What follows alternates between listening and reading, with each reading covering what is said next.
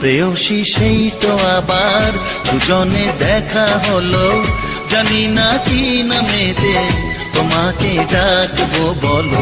ষোড়শী কাছে এসো, বলো না সাথে চলো, জানি না কি নামেতে তোমাকে ডাকবো বলো। চোখের তারায় কি জাদু, মুখের হাসি কি মধু, এমন আগুন আগে তো দেখিনি।